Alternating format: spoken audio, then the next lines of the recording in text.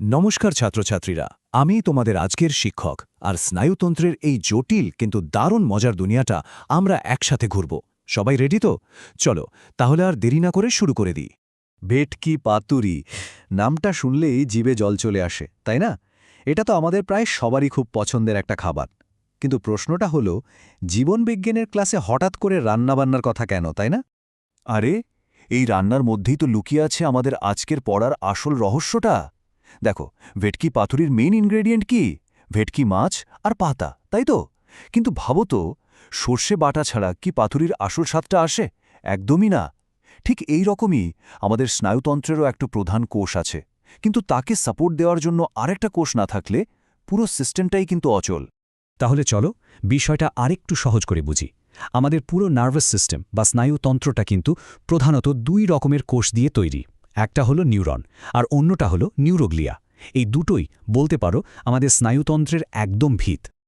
আচ্ছা, তাহলে চলো প্রথমে নিউরনকে নিয়ে কথা বলি। এই নিউরন বা স্নায়ুকোষ জিনিসটা কি? একদম সহজ করে বললে, নিউরন হলো আমাদের স্নায়ুতন্ত্রের গঠনগত আর কার্যগত একক। মানে এটাই হলো সেই হিরো যে কিনা আসল কাজটা করে। একটা নিউরনের গঠন কিন্তু খুব ইন্টারেস্টিং। একে আমরা মোটা দাগে দুটো ভাগে ভাগ করতে পারি। প্রথমটা হলো কোষদেহ, মানে ওর মেইন বডিটা। আর দ্বিতীয়টা হলো ওই কোষদেহ থেকে বেরিয়ে আসা কিছু শাখা প্রশাখা, যেগুলোকে আমরা বলি প্রবর্ধক বা প্রসেস। এই যে শাখা প্রশাখার কথা বললাম, এগুলোও কিন্তু আবার দুরকমের। একটার নাম হলো ডেনড্রন, আরেকটার নাম অ্যাক্সন। আর এগুলোর মাধ্যমেই একটা নিউরন আরেকটা নিউরনের সাথে কথা বলে, মানে যোগাযোগ করে। তো প্রশ্ন হল, এই নিউরনের আসল কাজটা কি?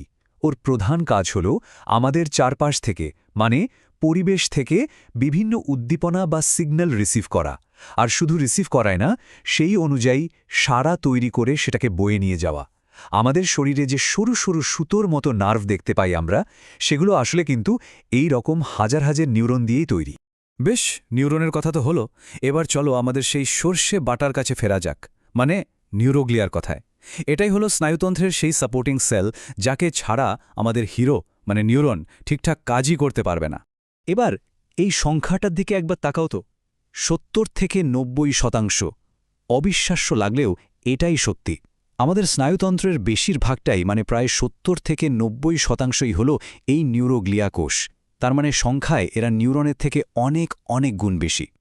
তাহলে এখানে একটা দারুণ প্রশ্ন চলে আসে, তাই না? যদি এরা সংখ্যায় এতই বেশি হয়, কিন্তু নার্ভের সিগন্যাল পাঠানোর মূল কাজটা না করে, তাহলে এরা করেটা কি? মানে স্নায়ুতন্ত্রের এতখানি জায়গা জুড়ে এরা বসে আছে কেন? এর উত্তর হলো, এদের দুটো ভীষণ ভীষণ ইম্পর্ট্যান্ট কাজ আছে। প্রথমত, এরা নিউরনগুলোকে একদম ঠিক জায়গায় শক্ত করে ধরে রাখে, অনেকটা আঠার মতো। আর দ্বিতীয়ত, এরা নিউরনকে খাবার দাবার দেয়, মানে পুষ্টি জুগিয়ে তাকে সতেজ আর অ্যাক্টিভ রাখে। এই যে এরা এত সুন্দর সাপোর্টের কাজ করে, ঠিক এই কারণেই নিউরোগ্লিয়াকে স্নায়ুতন্ত্রের ধারক কোষ বা সাপোর্ট সেল বলা হয়। নামটা কিন্তু এদের কাজের সঙ্গে এক্কেবারে পারফেক্ট, তাই না? চলো এতক্ষণ যা যা শিখলাম সেটাকে এক জায়গায় করে নিউরন আর নিউরোগ্লিয়ার মধ্যেকার পার্থক্যগুলো এক ঝলকে দেখে নিই। তাহলে পুরো বিষয়টা সবার কাছে জলের মতো পরিষ্কার হয়ে যাবে। এই টেবিলটা কিন্তু খুব ভালো করে লক্ষ্য করো। একদিকে নিউরন, অন্যদিকে নিউরোগ্লিয়া। নিউরনের প্রাথমিক ভূমিকা কি? ও হলো ফাংশনাল ইউনিট, মানে কাজের কোষ। আর নিউরোগ্লিয়া ও হলো সাপোর্ট ইউনিট। নিউরনের প্রধান কাজ হলো উদ্দীপনা পরিবহন করা, আর নিউরোগ্লিয়ার কাজ হলো নিউরনকে ধরে রাখা আর পুষ্টি যোগানো। আর আমাদের সেই পাতুরির উদাহরণে যদি ফিরে যাই, তাহলে নিউরন হলো আমাদের মূল উপাদান, ভেটকি মাছটা। আর নিউরোগ্লিয়া হলো সেই সর্ষে বাটা, যা ছাড়া রান্নাটাই অসম্পূর্ণ। তাহলে আজকের আলোচনা থেকে আমরা কি পয়েন্ট পেলাম, চট করে একবার দেখে নিই। প্রথমত, স্নায়ুতন্ত্রের দুটো প্রধান কোষ হল নিউরন আর নিউরোগ্লিয়া। দ্বিতীয়ত, নিউরন হল সেই কার্যকরী কোষ যে সিগন্যাল পাঠায়।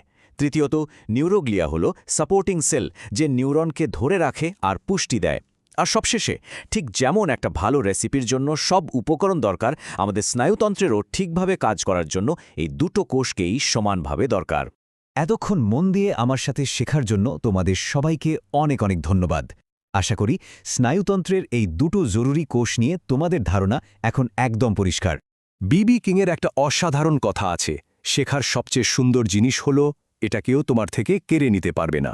তো আজকের এই শেখাটা যদি তোমাদের ভালো লেগে থাকে তাহলে অবশ্যই লাইক করো, বন্ধুদের সাথে শেয়ার করে নাও, আর এই রকম আরও মজার আর সহজ আলোচনার জন্য আমাদের চ্যানেলটা সাবস্ক্রাইব করতে কিন্তু একদম ভুলো না।